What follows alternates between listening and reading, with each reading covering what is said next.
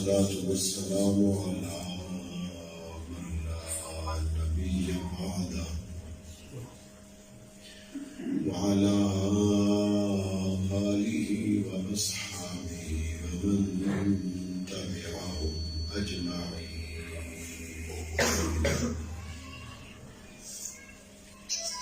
أما بعد فأعوذ بالله من الشيطان الرجيم. بسم الله الرحمن الرحيم.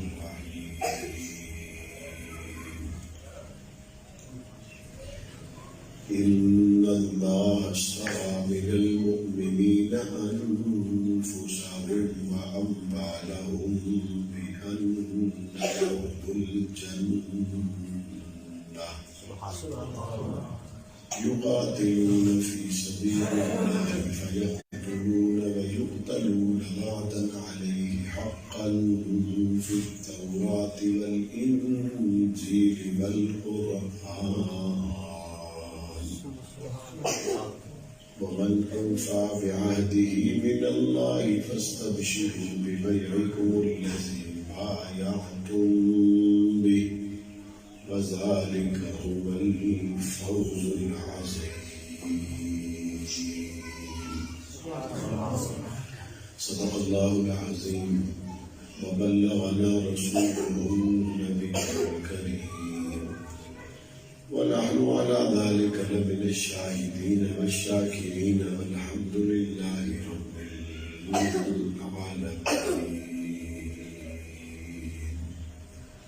ذوق اور محبت کے ساتھ جمعۃ المبارک کی نیک ساعتوں میں باواز بلند درود پاک پڑھنے کی سعادت.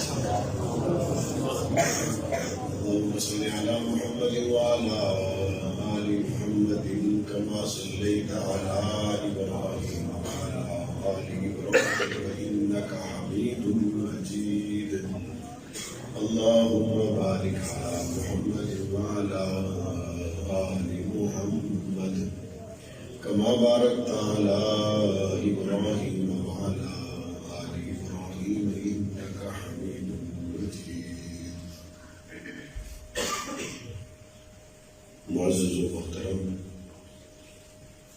بزرگان دین، نوجوانان اہل سنت، معززین علاقہ، جامع مسجد سلام الہدیٰ اور قرب و جوار کے علاقوں سے تعلق رکھنے والے توحید و سنت کے پروانوں، صحابہ و اہل بیت سے عقیدت و محبت کا دم بھرنے والوں، جنگ کے غیور احباب، حضرت مفتی محمد رمضان صاحب دامت برکاتہم العالیہ کی خلوص دعوت پر ایک مرتبہ پھر آپ حضرات سے مخاطب ہونے کا موقع مل رہا ہے. اللہ تعالیٰ حضرت مفتی صاحب کے علم میں، عمر میں برکت عطا فرمائے اور ہمارے عزیز جو اس مدرسہ کی مسجد کی رونق ہے، اللہ تعالیٰ ان کی صلاحیتوں میں خوب برکت عطا فرمائے. پہلی تو خوشی یہ ہوئی کہ مسجد آج پہلے سے بہتر ہے اور مسجد کا خوبصورت ہونا، بہتر ہونا، دن بدن اس کے تعمیر و ترقی کے مراحل طے ہونا، یہ اس بات کی دلیل ہے کہ یہاں کے لوگ مسجد سے محبت کرتے ہیں. اور جو بندہ اللہ کے گھر کو آباد کرے تو اللہ کا بھی اصول یہ ہے کہ اللہ اس کے گھر کو آباد کر دیتا ہے. اللہ تعالیٰ ہمیں اور ہماری نسلوں کو مساجد اور مدارس کی آباد کاری کے لیے، خوشحالی اور تعمیر و ترقی کے لیے توفیق دے اور قبول و منظور فرمائے. وہ تمام احباب جنہوں نے مسجد حاضہ کے ساتھ کسی بھی لحاظ سے اپنا تعلق قائم رکھا ہے، مشورہ دینے کے لیے، بنانے کے لیے، نماز پڑھنے کے لیے، خدمت کے لیے، یہاں تک کہ میری وہ مائیں، بہنیں اور بزرگ جو صرف محبت سے دیکھتے ہی کیوں نہ ہوں، اللہ تعالیٰ دونوں جہانوں میں اس کا بدلہ تھا. سامعین ذی وقار، میں نے قرآن مجید کی ایک آیت کریمہ تلاوت کی ہے اور اس آیت کریمہ میں جب ہم غوطہ لگاتے ہیں تو ایسا منظر نظر آتا ہے جو دنیا کے کسی سمندر میں غوطہ لگانے سے نظر آ سکتا ہی نہیں ہے۔ اور وہ منظر یہ ہے کہ حضور کچھ بیچ رہے ہیں اور اللہ کچھ خرید رہے ہیں۔ تو کوئی بڑا آدمی جب کوئی چیز خریدے تو اس کے بڑے چرچے ہوتے ہیں۔ میں نے کوئی چیز خریدی، آپ نے کوئی چیز خریدی، میں نے کوئی چیز بیچی، آپ نے کوئی چیز بیچی، تو اس کا اتنا چرچا نہیں ہوتا۔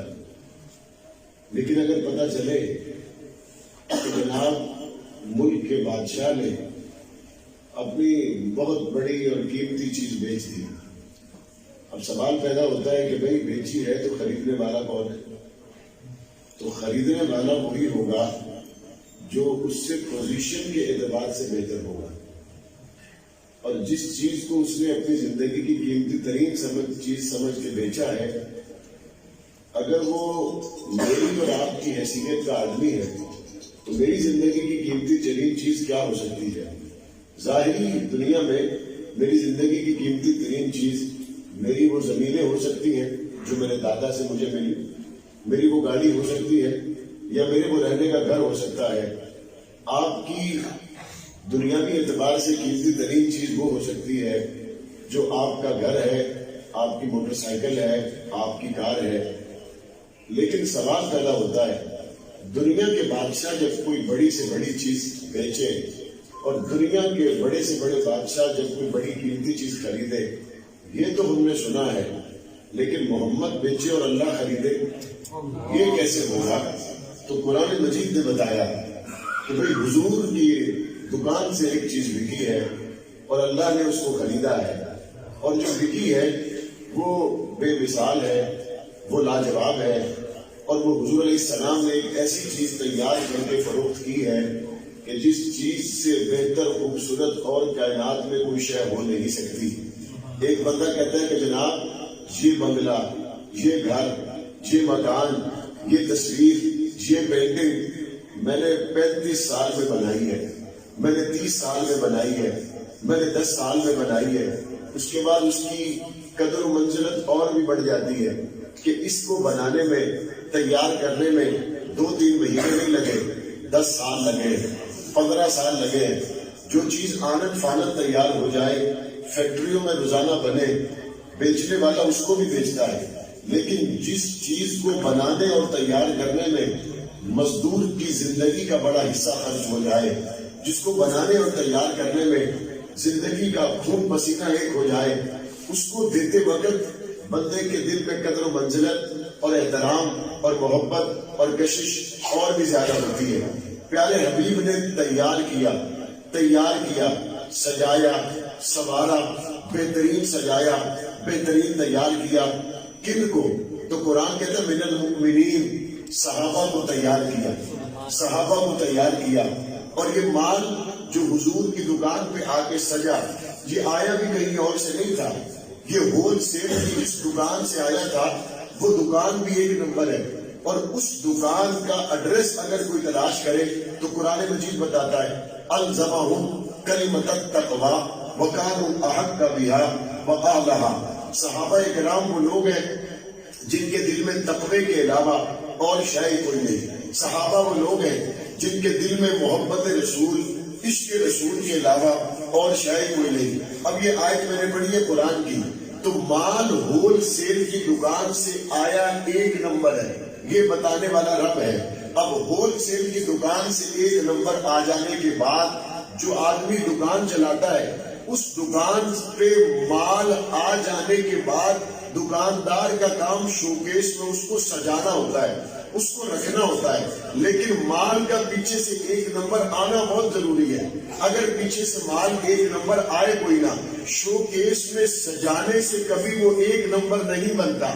پیچھے سے آتا ایک نمبر ہے، سجانے والا پھر اس کو پالش کرتا ہے، پھر اس کو تیار کرتا ہے۔ اللہ تعالیٰ نے ازل سے ابو بکر کو ایک نمبر ہی رکھا تھا، ازل سے عمر کو ایک نمبر ہی رکھا تھا، ازل سے عثمان کو ایک نمبر ہی رکھا تھا، ازل سے علی کو ایک نمبر ہی رکھا تھا، ازل سے معاویہ میں کوئی کمی تھی نہیں، ازل میں، عباس میں، حسن و حسین میں کوئی کمی تھی نہیں، اور جب پاک پیغمبر کی دکان پہ آئے، پاک پیغمبر کے دربار میں آئے، پاک پیغمبر کی خانقاہ میں آئے، پاک پیغمبر کی صحبت میں آئے، تو پھر چمکے کیسے، تیار کیسے ہوئے، بنے کیسے؟ عمر فاروق کہتے ہیں کہ جب تک محمد کریم کا کلمہ نہیں پڑا تھا مجھے باپ ڈانٹتا تھا کہ تجھے اونٹ چرانے کا سلیقہ نہیں آتا، جب حضور کے قدموں میں بیٹھ گئے پھر رنگ ایسا چڑھا، پھر چمک ایسی آئی کہ حضرت عمر 22 لاکھ مربع میل کی حکومت چلائے،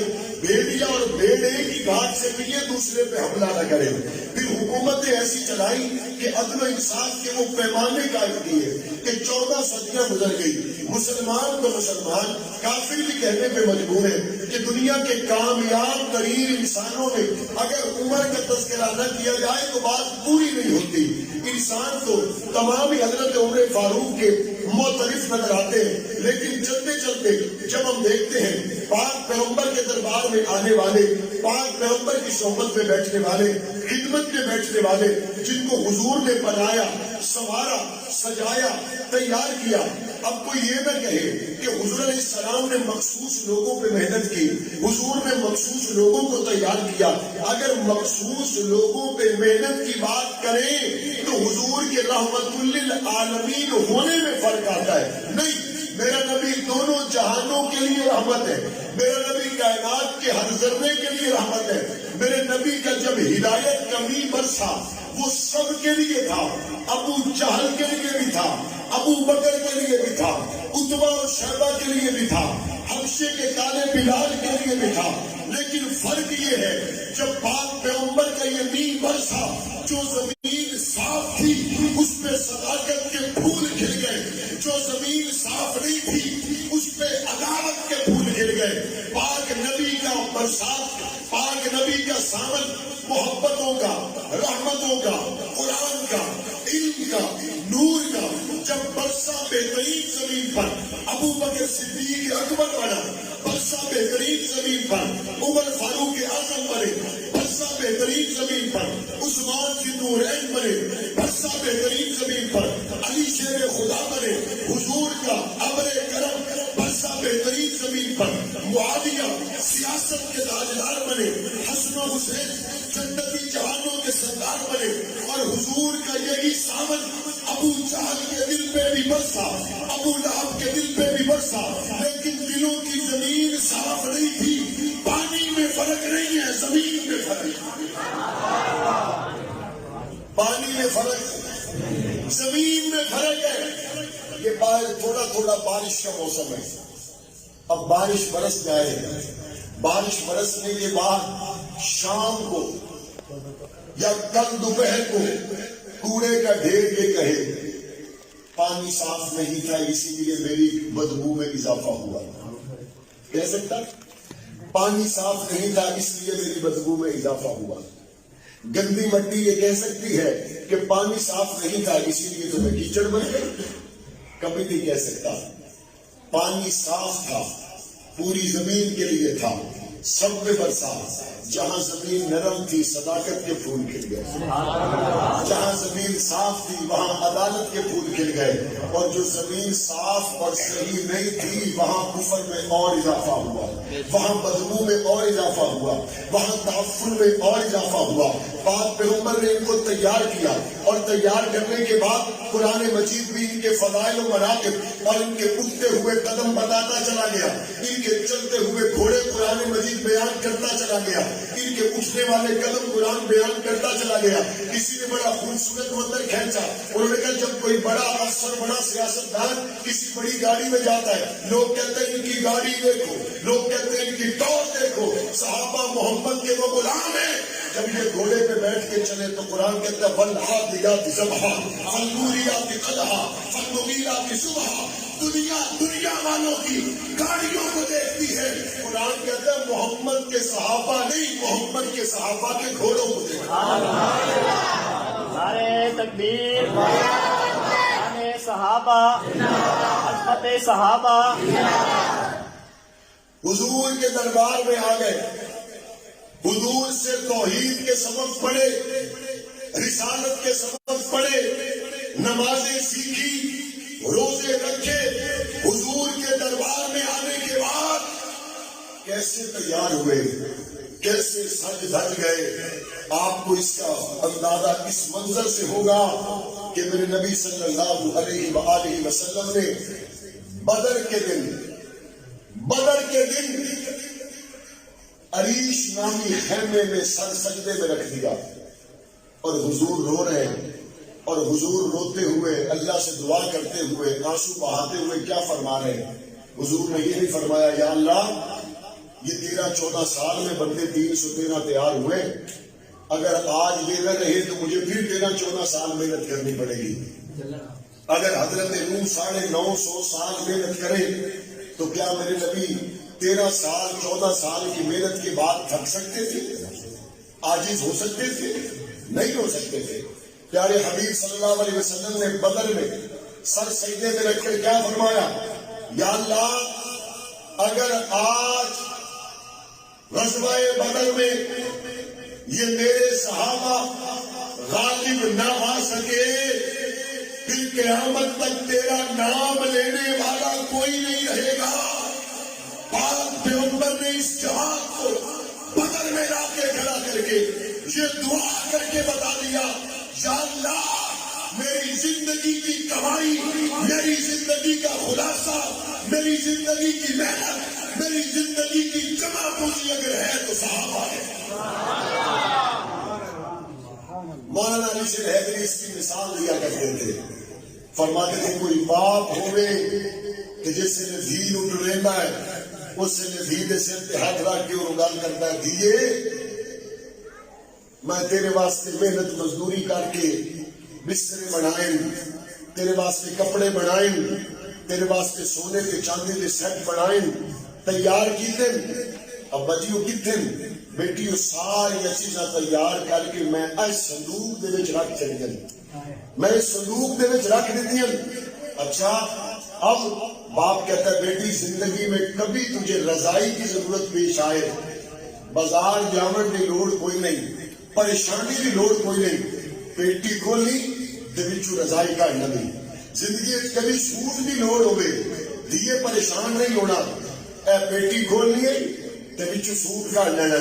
تیرا دل ہوئے میں سونے کے چاندی کے سیٹ پاونے اسی صندوق میں نے رکھ دیے، سونے کی ضرورت پڑے اس سے نکالنا، چاندی کی ضرورت پڑے اس سے نکالنا.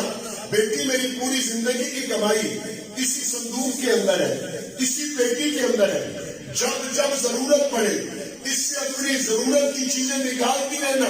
اب بیٹی کو باپ جب وہ صندوق دیتا ہے اس کی پوری زندگی کی خون پسینے کی محنت کمائی، بیٹی کی محبت کا اظہار اس صندوق میں ہوتا ہے، اس بیٹی میں ہوتا ہے. مولانا علی شیر حیدری نے خوبصورت جملہ کہا حضور کی 23 سالہ محنت جس پیٹی میں ہے اس پیٹی کا نام صحابہ. اس صندوق کا نام کیا ہے؟ صحابہ. اس پیٹی کا نام کیا ہے؟ صحابہ. اس خزانے کا نام کیا ہے؟ صحابہ. میرے نبی نے فرمایا میری امت اگر نماز کی ضرورت پڑے تو صحابہ سے لینا، روزے کی ضرورت پڑے تو صحابہ سے لینا، حج کیسے صحابہ نے کیا ویسے لینا. کوئی کہے گا کہ حضور نے کیسے فرمایا؟ میں نے کہا پھر وقت مختصر ہے، ایک ریفرنس قرآن سے دیتا ہوں، ایک ریفرنس حدیث سے دیتا ہوں. جب قرآن پڑھے تو مجھے بتائے دل میں ایمان نہ ہو نماز ہو جاتی ہے؟ دل میں ایمان نہ ہو روزہ ہو جاتا ہے؟ دل میں ایمان نہ ہو حج ہو جاتا ہے؟ نہیں ہوتا. اللہ نے قرآن میں فرمایا فَإِنْ آمَنُوا بِمِثْلِ مَا آمَنْتُمْ بِهِ فَقَدِ اهْتَدَوْا. ایمان لاؤ ایسے جیسے محمد کے صحابہ ایمان لائے. ایمان ایسے لاؤ جیسے صحابہ ایمان لائے. یہ کون کہہ رہے؟ یہ قرآن میں ہے کہ نہیں؟ ایمان کیسے لانا ہے جیسے کون لائے؟ یہ کہاں لکھا ہوا ہے؟ کہاں لکھا ہے؟ کہاں لکھا ہے؟ بلند آواز سے. اور میرے نبی نے کیا فرمایا؟ فرمایا اصحابی کالنجوم فبأیہم اقتدیتم اہتدیتم. میرے صحابہ ستاروں کی مانند ہیں، جس کے پیچھے چلو گے فلاح پاؤ گے، ہدایت پاؤ گے، جس کے پیچھے چلو گے جنت تک پہنچ جاؤ گے۔ میرے نبی نے اپنے تمام صحابہ کو ستاروں کے ساتھ تشبیہ دے دی۔ اب حضور کا رنگ، حضور کا نور، حضور کی خوشبو اگر کسی ایک جماعت میں موجود ہے، اس جماعت کو صحابہ کہا جاتا ہے۔ حضور کا عکس جس ایک جماعت میں ہے، اسے جماعت صحابہ کہا جاتا ہے۔ حضور کے درسگاہ میں بیٹھنے والے جو شاگرد ہیں، ان کو صحابہ کہا جاتا ہے۔ حضور کو دیکھنے والوں کو صحابہ کہا جاتا ہے۔ مکہ اور مدینہ کے ساتھیوں کو صحابہ کہا جاتا ہے۔ حضور کی 23 سالہ زندگی جس صندوق میں بند ہے، اس صندوق کو کیا کہتے ہیں؟ بولو بلند آواز سے، بلند آواز سے۔ اٹھائیں بخاری شریف، اٹھائیں ترمذی شریف، اٹھائیں مسلم شریف، اٹھائیں سنن ابی داؤد، اٹھائیں سنن ابن ماجہ، اٹھائیں سنن نسائی۔ حدیث کی کوئی کتاب اٹھا کے لے آؤ اور اس میں سے کوئی ایک حدیث دکھاؤ جو بغیر صحابی کے واسطے سے امت کو ملی ہو۔ لے آؤ، کوئی کتاب لے آؤ۔ بریلوی علماء کے پاس جائیں، اہل حدیث علماء کے پاس جائیں، دیوبندی علماء کے پاس جائیں اور ان سے جا کے کہیں کوئی ایک حدیث ایسی دکھاؤ جو صحابی کے واسطے کے بغیر حضور سے ہمیں ملی ہو۔ کائنات میں ایسا حضور کا ایک فرمان بھی مل سکتا ہے؟ ہاں، بریلوی اہل حدیث دیوبندی آپ کو یہ ضرور کہیں گے کہ آدھا دین سب صحابہ نے نبی سے لے کر امت کو دیا اور آدھا دین تنہا عائشہ صدیقہ نے نبی سے لے کے امت کو دیا۔ عفت امی عائشہ صدیقہ، عفت امی عائشہ صدیقہ۔ 2200 سے زیادہ حضور کے فرمان نقل کرنے والی طیبہ طاہرہ مومنوں کی ماں عائشہ صدیقہ ہیں۔ آدھا دین امت کو پہنچا کر احسان عظیم کرنے والی ماں عائشہ صدیقہ ہیں۔ عرض کر رہا ہوں، جب باپ اپنی بیٹی کو اپنی زندگی کی ساری کمائی کا خلاصہ ایک صندوق میں دیتا ہے، اب جب وہ صندوق اٹھ کے جا رہا ہوتا ہے تو چور کی نظر بھی صندوق پر ہوتی ہے، چوکی دار کی نظر بھی صندوق پر ہوتی ہے۔ ہوتی ہے کہ نہیں ہوتی؟ ایک چور وہ ہے جو کہتا ہے میں اس صندوق کے وچوں سونے دا ہار کڈنا ہے، یہ چور ہے کہ نہیں؟ ایک چور وہ ہے جو کہتا ہے میں نے اس صندوق میں سے چاندی کے ہار نکالنے ہیں، یہ بھی چور ہے۔ ایک صندوق، ایک وہ چور ہے جو کہتا ہے اس صندوق میں سے میں نے کپڑے نکالنے ہیں، رضائیاں نکالنی ہیں، یہ بھی چور ہے۔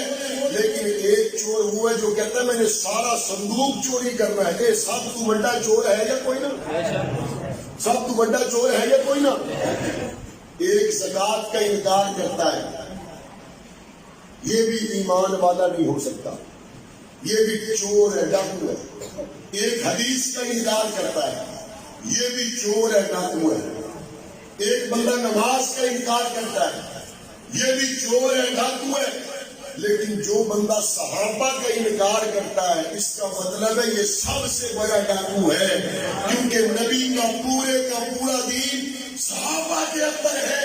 جو صحابہ کا انکار کرے، اس کا مطلب ہے وہ نبی کی 23 سالہ محنت پر ڈاکہ مارنا چاہتا ہے، وار کرنا چاہتا ہے، نبی کی 23 سالہ کمائی کو مشکوک بنانا چاہتا ہے۔ بدبخت اپنے مقدر پر ماتم کر، نوحہ کر، یہ وہ صحابہ ہیں جن کو پاک پیغمبر نے بنایا، سنوارا، سجایا، تیار کیا، اور ان میں ایک وہ صحابی بھی ہے جس کا گود محمد کی بستر بنی ہے، اس میں وہ عائشہ صدیقہ بھی ہے جس کے بستر پہ جبرائیل اللہ کا قرآن دے گیا۔ صحابہ کا مسئلہ کوئی 2 4 5 لوگوں کا مسئلہ نہیں ہے، صحابہ کا مسئلہ ہر مسلمان کے ایمان کا مسئلہ ہے۔ ایمان کا مسئلہ ہے یا نہیں؟ میں نے شروع یہاں سے کیا کہ بیچا میرے نبی نے اور خریدا کس نے؟ خریدا کس نے؟ قرآن کہتا ہے ان اللہ اشترا، اللہ نے خرید لیا. یا اللہ آپ نے خریدا، آپ نے خریدا. فوراً توجہ جاتی بھئی اللہ کسی شاید سودا کیتا ہے کیڑی شے لئیے ایتھے تانوں جو پتہ لگے بھی ضلع جنگ دے وچ جنرل مشرف نے دبئی چبائے کے کوئی زمین لے لئی یا جنرل باجوہ صاحب نے لے لئی. پتہ چلے کہ جناب عمران خان نے جنگ میں زمین خرید لی، پگاوا خرید لیا، تو کیا خیال ہے سن کے خاموش ہو جاؤ گے یا فوری چیک کرو گے کہ زمین ہے کہ نہیں؟ کیا کرو گے یا نہیں؟ عمران خان نہیں بولو سے لے کر تک کوئی نہیں ہوگی نا. زمین بھی ہوگی تو اچھی بھی ہوگی، زمین بھی ہوگی تو خیر سے بھی ہوگی. کوئی ضروری اہم ترین پوائنٹ ہوگا. بادشاہوں کا بادشاہ کہہ رہے ہیں میں نے خرید لیا. مالک الملک کہتے ہیں میں نے خرید لیا. اللہ آپ خرید لیں. کیا خریدا؟ فرمایا من المؤمنین انفسہم، ہم نے صحابہ کی جانوں کو خرید لیا. واموالہم، اور ہم نے صحابہ کے مالوں کو بھی خرید لیا. کہ اللہ آپ نے جب غور سے دیکھا تو نظر آیا حبشے کا کالا بلال بک گیا. جب غور سے دیکھا تو نظر آیا جہاں پہ سلمان فارسی بھی بک گئے. یا اللہ آپ نے خرید لیا. میرا دل کہتا ہے خدائی بدلانا چاہتی ہے محمد کے غلاموں کو میرے علاوہ اور کوئی خرید سکتا ہی نہیں ہے. ساڈے کے علاوہ اور کوئی مول پا سکتا ہی نہیں. مجھے یاد ہے بچپن میں ہمارے محلے میں ایک صاحب رہتے، ابھی بھی رہتے ہیں. انہوں نے مجھے کہا کہ میں بقرعید کے موقع پر قربانی کا جانور لینے کے لیے گیا. اس وقت 16,000 روپے بہت بڑی بات ہوتی تھی. اس نے کہا میں ان واقعہ رسی میں یوں جا دے اے 16,000 روپیہ پر. اس میرا ہاتھ چھڑایا اس آگے پڑا ہو 16,000 دے اس بندے دی تاکی نہ کم دی. کیوں؟ وہ 16,000 میں نہیں، وہ 50 کا ذہن بنا کے کھڑا ہوگا. وہ 16 میں نہیں، وہ 40 کا ذہن بنا کے کھڑا ہوگا. وہ دنیا کے بادشاہ ہو تم محمد کے غلاموں کو کیا خریدو گے؟ چونکہ وہ بکنے کے لیے تیار ہوئے تو رب کے لیے ہوئے. اور تم دیتے بھی تو کیا دیتے؟ تم دیتے بھی تو کیا دیتے؟ آؤ دیکھو بکے اللہ پر ہے تو اللہ نے بدلے میں کیا دیا؟ اللہ کہتے جانوں کو خرید لیا، مالوں کو خرید لیا. یا اللہ کس چیز کے بدلے میں خریدا؟ قرآن کہتا ہے بِأَنَّ لَهُمُ الْجَنَّةَ، میں نے جنت کے بدلے میں خریدا. جنت جاگیر صحابہ دی، جنت جاگیر صحابہ دی، جنت جاگیر صحابہ دی، اے نوکر انہوں کہی کہ 16,000 لائے رسی میں کے پتا وہ طاقت اللہ کے علاوہ جنتیں اور کوئی دے سکتا؟ اچھا ایک اور ہی ہوگا کسی لیے ساڑھے کوئی بندے آ جائے میرے پر مقامن واسطے. اچھا دیو بھائی سکام کیڑے جی 100 روپیہ لے لیا بھی جی بدلے نہیں. پنجاب بینک کی 1200 والا کلاس بنایا یہ ہوتا نہیں ہوتا. پنجاب بینک کے 1200 کے سکام دے اٹھتے جیڑی گل لکھی جاوے بندے آتے یہ گل مضبوط ہے 100 روپیے آنے کے نہیں لکھنی. 1200 1100 والے پنجاب بینک کے سکام دے اٹھتے لکھنی ہے محمد کے صحابہ میں قربان جاؤں آپ کو جنت دینے کا وعدہ 1200 کے سکام پر نہیں قرآن میں لکھا. عقل کی بات ہے. 1200 کے سکام دیا تحریرہ مندے ہو کہ اللہ کے قرآن دیا تحریرہ نہیں مندے. معاہدہ ہو جائے تو دنیا کہتی جی میرے کو سکام لکھیا پہ ہے مکل کی میں سکتا ہے اور تو سکاموں پہ یاد کرتا ہے. محمد کے صحابہ کی شان یہ ہے اللہ نے کہا میں نے لیا اور اس کا اعلان میں نے قرآن میں کر دیا. اور مزید کیا فرمایا؟ فرمایا قرآن اس طرح ہوں تمہیں پتہ لگتا پیا ہے کہ ویچن تے خریدن دے اعلان میں تورات وچ کیتے ہوئے. انجیل دی رجسٹریاں چاہو اتنے بھی صحابہ کے رقبے پڑے. تورات دیکھو وہاں بھی محمد کے غلاموں کے تذکرے. انجیل دیکھو وہاں بھی محمد کے غلاموں کے تذکرے. قرآن دیکھو جہاں بھی اللہ کہتا ہے جنت کے بدلے میں نے ان کو خرید لیا ہے. صحابہ کو رب خرید لے. اب صحابہ کو بدلے میں جنت ملنی نہیں. قرآن کہتا ہے مل گئی.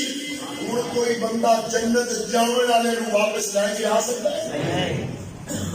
ایسے کا کوئی بندہ اسمبلی پہنچ جائے تو ان اسمبلی واپس لے آمنا اوکھا ہے. واپس لے آمنا اوکھا ہے. آخر نہیں وہ صبر کرو. ہوں 5 سال کماؤ موڑا جاوے میں اگے ہوگا.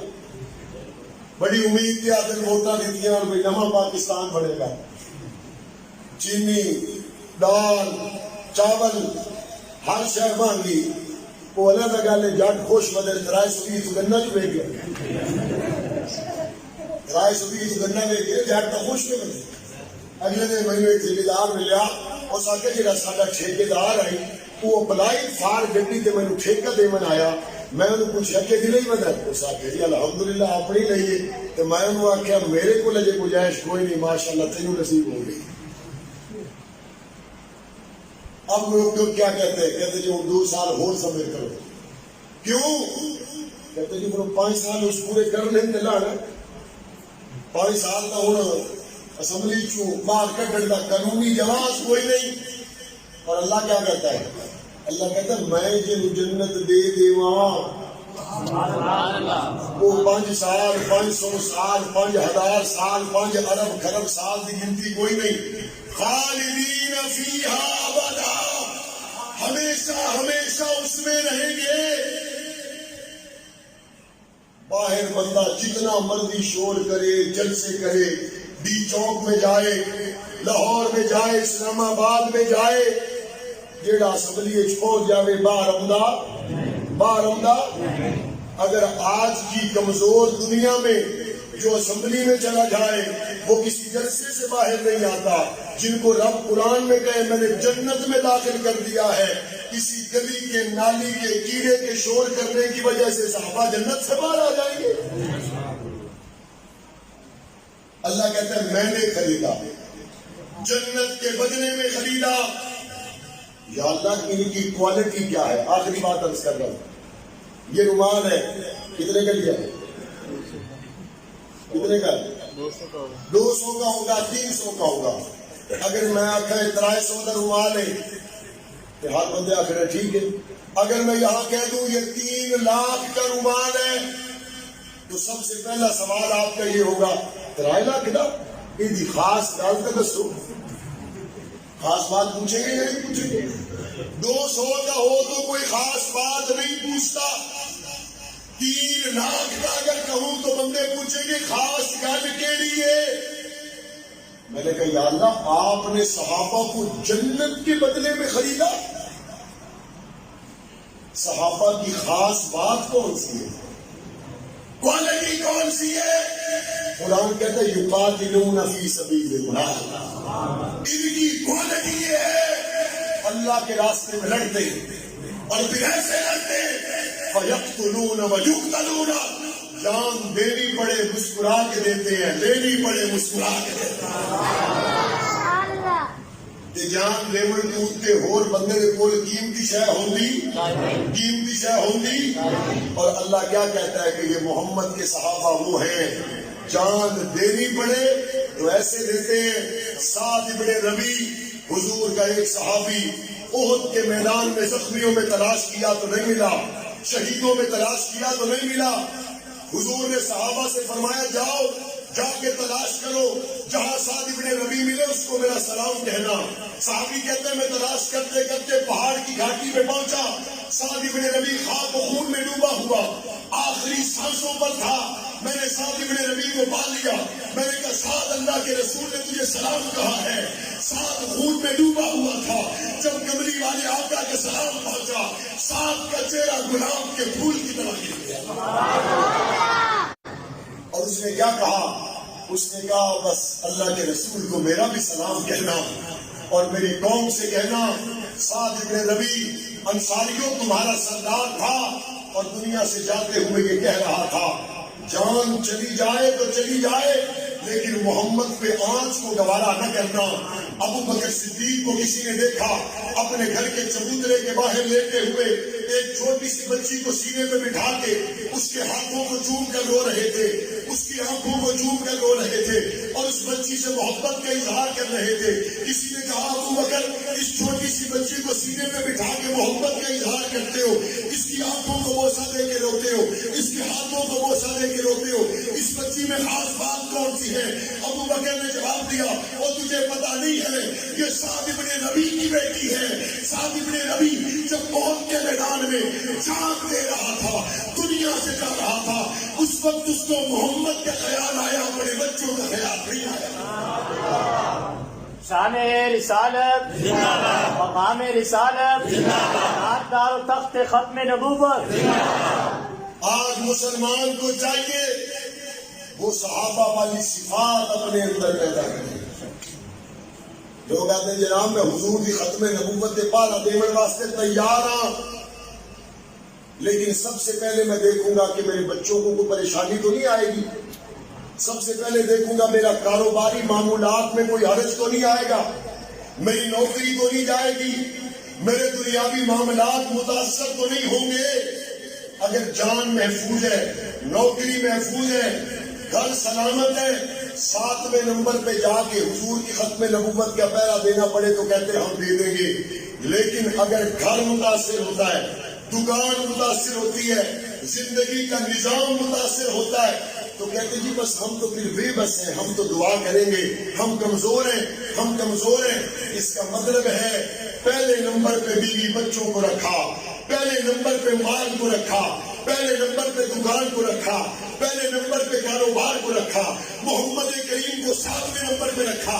اور میرے نبی نے یہ فرمایا تھا لا یؤمن احدکم حتی اکون احب الیہ من والدہ وولدہ والناس اجمعین. اس وقت تک تم میں کوئی مومن ہو ہی نہیں سکتا جب تک وہ ماں باپ اولاد کل کائنات سے زیادہ محمد سے پیار نہ کرے. آج طے کر لے کاروبار کی پرواہ کوئی نہیں, گھر بار کی پرواہ کوئی نہیں, علاقے کنبے قبیلے کی پرواہ کوئی نہیں. جہاں حضور کی ختم نبوت کا پہرا دینے کی بات آئی جانے قربان کریں گے لیکن حضور کی عزت کا پہرا دیں گے. تیار رہیں گے, تیار رہیں گے, ایمانی فریضہ پورا کریں گے. صحابہ سے سیکھا ہی یہ ہے, صحابہ سے سیکھا ہی یہ ہے کہ کی محمد سے وفا تو نے تو ہم دے. صحابہ کا طریقہ یہ ہے کہ سب سے پہلے آمنہ کلام, سب سے پہلے حضور کی ختم نبوت, صحابہ اور اہل بیت کی حرمت ہے. اس عنوان پر اللہ کا شکر ہے آپ نے اپنے نمائندے کو ووٹ دے کر اسمبلی میں بھیجا. وہاں بڑوں بڑوں کی زبانوں کو تالے لگ جاتے ہیں, لیکن جب حضور کی ختم نبوت کی بات آتی ہے آپ نے جس کو نمائندہ بنا کے اسمبلی میں بھیجا, اللہ کا شکر ہے میری زبان کو تالا نہیں ہوتا, میری زبان پہ محمد عربی کی ختم نبوت کا تالا ہوتا. ہم اپنا ایمانی ذمہ میرے رب نے چاہا تو آپ کی دعاؤں سے پورا کرتے ہیں اور کرتے رہیں گے انشاءاللہ. آپ کے دنیاوی سیاسی حوالے سے جو مسائل ہیں مجھے اندازہ ہے کہ آپ کے علاقے کی تعمیر و ترقی میں ہمارے بہت سے ڈیولپمنٹ کے منصوبہ جات تعطل کا شکار ہیں. کورونا کی وجہ سے ہمارے بہت سے فنڈز ہیلتھ کے شعبہ میں چلے گئے, بہت سی جگہ ہمارے فنڈز کی بروقت دستیابی نہ ہونے کی وجہ سے آپ کی بہت سی مشکلات کو ہم بروقت حل نہ کر سکے, لیکن ہم اس پر غافل ہرگز نہیں ہیں. آج بھی اس جمعہ میں میرے جو ڈیولپمنٹ کے نمائندہ ہیں میں نے ان کو بلایا, وہ بھی یہاں موجود ہیں. ہمارے دیگر ذمہ داران جو ڈیولپمنٹ کے اور یہاں تعلیم اور دیگر شعبہ جات کی خدمات کو جاری رکھے ہوئے, وہ اس خطبہ جمعہ میں ان کو میرا بلانے کا مقصد یہ تھا کہ ہم یہاں پر آئیں. علاقے کے جو تعمیر و ترقی اور فلاح و بہبود کے حوالے سے مسائل ہیں، میں اگر جلدی بھی چلا جاؤں وہ تمام یہاں پہ لکھیں اور فون نمبر لکھیں، اور انشاءاللہ جیسے ہی ہمارے فنڈز کی ہمیں دستیابی ہوتی ہے ہم پوری کوشش کریں گے کہ ہم آپ کے لیے جہاں تک ہو سکے سہولیات مہیا کر سکیں. لیکن میں ایک بات مولانا انور چیمہ کی کہوں گا، گو کہ ان کا تعلق بریلوی مسلک سے ہے. اللہ کے دین کی دعوت اور لوگوں تک پہنچانے کے لیے اس ویڈیو کو ضرور لائک، شیئر، کمنٹ اور سبسکرائب کریں.